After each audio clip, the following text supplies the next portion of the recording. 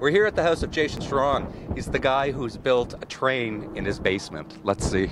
Oh, this is my Via train. Why don't you come inside? So this here is the vestibule. It's filled with hardware from the original train. You've got your wonderful folding gate to make sure that you don't fall off the end of the train when it's the last car. The handbrake is fabulous. I know everyone loves to do this.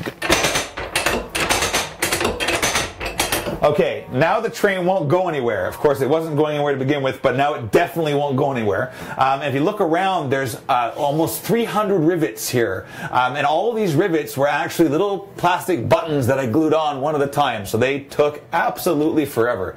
But it adds to that authenticity. Even the grille in the ceiling, I mean, for me, it's just decorative. The real thing, it's where all the air is brought into the car. But it took me 2 years to find that grille. And so I just look up and I remember all of that stuff. Of searching and searching to find a grill like that, and here it is. And you have all your emergency tools over here, you know, just in case you have to break out of the train. So I had to actually make all those little tool tags just to add that authenticity. Your first aid kit. Here's the conductor's valve. In emergency, you pull this and you stop the train. This was an electrical locker. It's actually a completely fake door. I just took the hardware off the original door, and everyone tries to open it, and it doesn't open.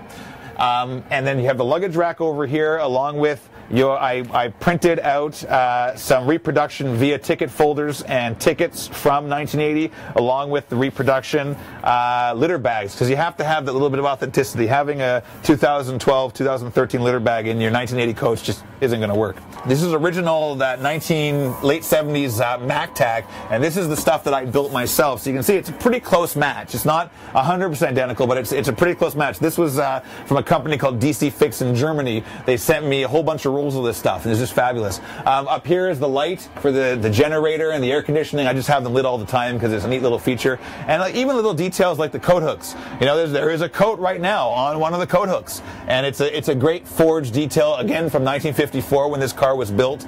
And little things like the turbo is my favorite train. This is not from the turbo. This is a conventional car, but I had an original sign holder from 1979-80, and I put a turbo poster inside, just to be reminded of my great memories of riding the turbo back in the late 70s and 1980s. So how long did it take you to build this? It took 4.5 years to build, about 2,500 hours, and often it was I'd get up at 5:30 in the morning and come down here for an hour or two before the kids woke up.